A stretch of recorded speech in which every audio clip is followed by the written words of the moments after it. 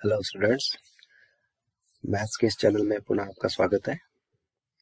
आज हम ज्योमेट्री से कुछ टॉपिक्स लेंगे, जैसे कि पॉइंट, लाइन, रे, line segment, collinear points, non collinear points, जिसे कि कहते हैं बिंदु, रेखा, किरण, रेखाखंड, संरेख बिंदु, असंरेख बिंदु।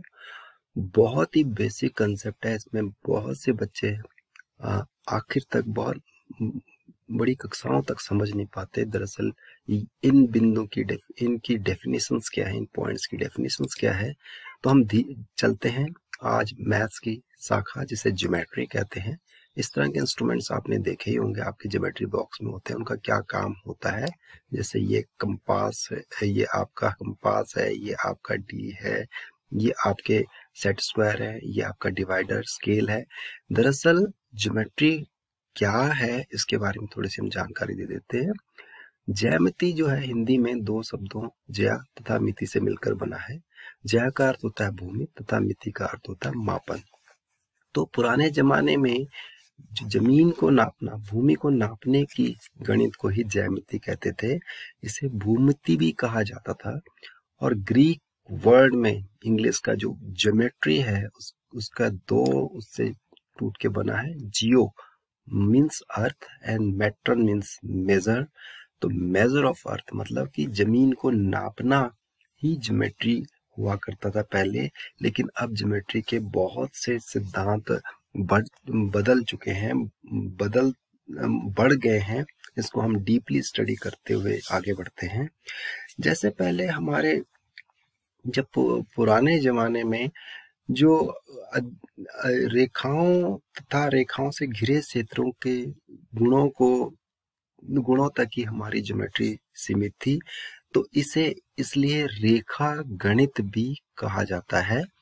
अब देखते हैं इसके और कंसेप्ट्स क्या हैं। तो आज हम डिस्कस करेंगे बिंदु पर, पॉइंट पर। बहुत ही छोटी सी बात है लेकिन बहुत इंपॉर्टेंट बात है। रेखा पर, किरण पर, रेखाखंड, संरेख बिंदु, असंरेख बिंदु, इन टॉपिक्स पर हम एक एक करके डिस्कस करते हैं ताकि आपको क्लियर हो जाए दरअसल ये है तो है क्या। जैसा कि ज्योमेट्री का सबसे पहला जो है उसे पॉइंट, जिसे बिंदु कहते हैं। बिंदु दरअसल क्या है, आपने अपनी कॉपी में पेंसिल से अगर छोटा सा डॉट लगाया है, बिंदु लगाया, तो उसे ही बिंदु कहते हैं। इस तरह का बिंदु, ये तो हम बड़ा दिखा रहे हैं ताकि आप देख पाए। बिंदु का मतलब कि उसकी कोई डायमेंशंस नहीं होती, उसकी लंबाई, चौड़ाई, ऊंचाई कुछ नहीं होती। तो बिंदु को कहाँ पर प्रयुक्त होता है, जैसा कि बिंदु किसी समतल में एक स्थिति को बताने के लिए प्रयुक्त होता है, प्रयोग में लाते हैं। जैसे माना ये हमारा इंडिया का मैप है और आप इसमें उत्तराखंड ढूंढना चाह रहे हैं। ये उत्तराखंड है और उत्तराखंड में आप अपना घर ढूंढना चाह रहे हैं। तो आप अपना घर उत्तराखंड में इस तरह नहीं ढूंढ पाएंगे। आप उसको ढूंढ तो लेंगे लेकिन उसको घर नहीं बना पाएंगे। आप उसको बिंदु से दर्शाएंगे कि मेरा घर इस जगह पर है, या राजस्थान में इस जगह पर है, या गुजरात में इस जगह पर है। आप देख भी रहे होंगे नक्शे में छोटे छोटे बिंदु दिए हैं जो कि आपके पूरे प्रदेशों को दर्शा रहे हैं, जैसे राजस्थान, उत्तर प्रदेश, बिहार, इस तरह से। तो बिंदु जो होता है समतल में एक स्थिति को बताने के लिए हम यूज करते हैं। तो ये हुआ आपका बिंदु, सबसे छोटी इकाई समझ लो ज्योमेट्री में बिंदु हुआ। उसके बाद आता है हमारा रेखा। रेखा क्या होती है? रेखा इस तरह से, जैसे आपने पेंसिल से ड्रॉ करा होगा रेखा, पर रेखा हमारी सीधी रेखा की बात हो रही है, टेढ़ी मेढ़ी रेखाएं नहीं, इनकी बात नहीं हो रही। रेखा की डेफिनेशन से ही, अगर आप एक लाइन दाएं से बाएं की तरफ इन्फिनिटी का मतलब अनंत तक ले जाए, उसे रेखा कह देते हैं। जैसे कि अगर लाइन ड्रॉ करूं तो इसे लाइन कहेंगे। ये है लाइन आपकी, इस तरह से ये आपकी रेखा हुई, जिसका कि कोई लंबाई सीमित नहीं है। ये अनिश्चित लंबाई की जो है इसे हम रेखा कह देते हैं। और अगर हम इनमें दो बिंदु लगा देते हैं, एक बिंदु यहाँ लगा देते हैं, तो दो बिंदु से एक और सिर्फ एक ही रेखा आपकी गुजर सकती है। दो रेखाएं नहीं गुजरेंगी। अगर दूसरी रेखा करनी है तो हमें तीसरा बिंदु लगाना पड़ेगा या चौथा बिंदु लगाना पड़ेगा, इस तरह से। और इस तरह से ये हुई आपकी रेखा। रेखा का मतलब अनंत तक रेखा को दर्शाने के लिए हम इस तरह दर्शाते हैं, ये इस तरह से दर्शाते हैं। अगर इसके नीचे हम ए बी लिख दें तो ए, ये दोनों तरफ आपने इसके तीर के निशान लगा देने हैं, तो इसका मतलब हो गया ये हमारी क्या है, रेखा है।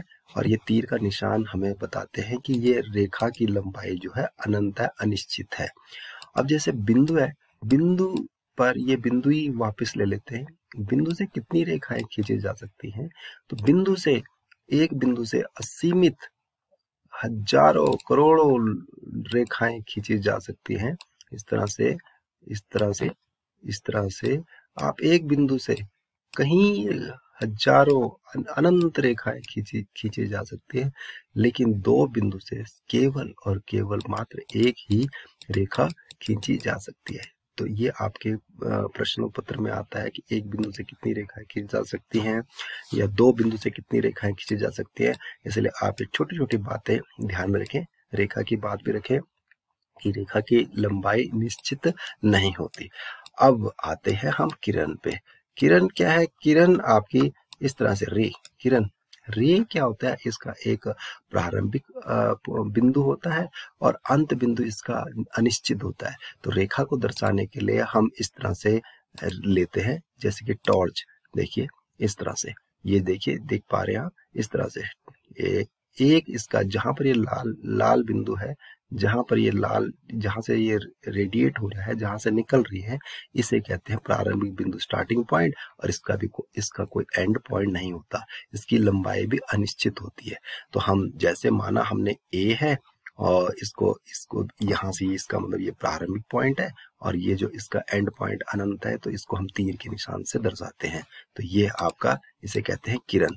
और किरण को हम अगर बताते हैं ए है और यहाँ पर माना हमने बी रख दिया, ये बी यहाँ पर रख दिया, अगर हमने यहाँ माना छोटी इसको बी रख दिया यहाँ पर, तो हम इसको किरण को हमेशा ए बी पढ़ेंगे, ना कि बी ए नहीं पढ़ेंगे, क्योंकि बी अनंत पर है, ए स्टार्टिंग है, तो इसको ए बी ही पढ़ा जाएगा।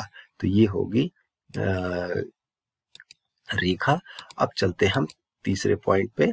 रेखा के बाद अब आता है लाइन सेगमेंट। लाइन सेगमेंट क्या होता है? एक निश्चित अगर हम लंबाई की लाइन खींच लेते हैं तो उसे लाइन सेगमेंट कहते हैं। ये इस तरह से, इसे लाइन सेगमेंट कहा जाएगा। ये लाइन सेगमेंट है, ये लाइन से छोटी लाइन सेगमेंट है, ये और बड़ी लाइन सेगमेंट, इन्हें लाइन सेगमेंट कहेंगे। जैसे ये आपका लाइन सेगमेंट हो गया ये ए और ये बी, ये लाइन सेगमेंट की एक ए बी, लाइन सेगमेंट को ए बी या बी ए पढ़ा जा सकता है। इसकी निश्चित लंबाई होती है। माना आपको 5 सेंटीमीटर की लाइन सेगमेंट खींचने को बोले तो आप 5 सेंटीमीटर की लाइन सेगमेंट खींच लेंगे। तो इस तरह से लाइन सेगमेंट क्या होता है, रेखाखंड क्या होता है, निश्चित लंबाई का होता है। तो इस तरह से लाइन सेगमेंट भी हो गया। अब आता है हमारे आगे, इसके बाद आता है हमारा कोलिनियर पॉइंट। कोलिनियर पॉइंट का मतलब हो गया, कोलिनियर पॉइंट वो पॉइंट्स हैं अगर हमारे कुछ बिंदु एक ही सीधी रेखा में आ जाए, बी जैसे सी डी, ये बिंदु है, ऐसा ना समझे कि ए बी सी डी के ए के बाद बी और बी के बाद सी और सी के बाद डी, ये ए डी सी बी भी हो सकता है, कुछ भी।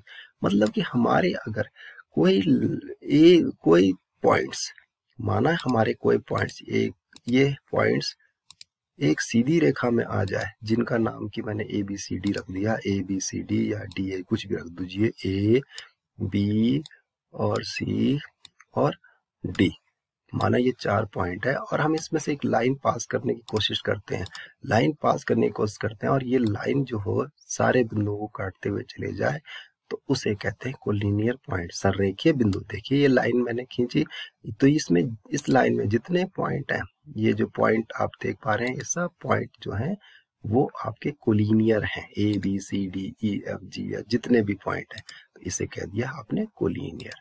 अब नॉन कोलिनियर पॉइंट क्या हो गए? माना यही बिंदु आपके ए बी सी और डी हो जाते हैं, इस तरह से हो जाता है,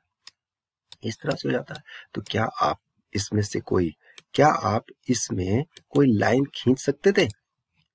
एक ही सीधी लाइन खींच सकते थे? नहीं, हम एक सीधी लाइन नहीं खींच पाएंगे। लाइन हम सीधी खींच पाएंगे लेकिन वो कोई दो बिंदुओं को मिलाते हुए चलेगी। जैसे ये इस तरह से लाइन खींची हमने तो ये दो बिंदुओं को मिलाते हुए चली, लेकिन ये लाइन खींची माना हमने इसमें से एक लाइन खींची ये, तो ए बी बिंदु को मिला है लेकिन डी छूट गया, सी छूट गया। बी डी से मिला है, बी सी जुड़ गया लेकिन डी छूट गया। तो इन्हें कहते हैं नॉन कोलिनियर पॉइंट, असंरेखीय बिंदु। तो आज इतना ही टॉपिक करते हम। आपने समझा, क्या समझा आपने? बिंदु के बारे में समझा आपने, रेखा के बारे में समझा, किरण के बारे में समझा, रेखाखंड के बारे में समझा, संरेखीय बिंदु के बारे में समझा, असंरेखीय बिंदु के बारे में समझा। पॉइंट, लाइन, रे, line segment, collinear point, non collinear point, और ये ज्योमेट्री की बेसिक्स आपने कुछ सीखी। तो आज इतना ही करते हैं, और इसके बाद हम इसकी भाग 1 ज्यामितीय अवधारणाएं का भाग 1 अभी आज हमने किया, और हम आगे भाग 2 करेंगे जिसमें कि हम और डिटेल्स में इसके एंगल से रिलेटेड सारे कंसेप्ट आपके क्लियर करने की कोशिश करेंगे। Thank you for watching. आपका दिन शुभ।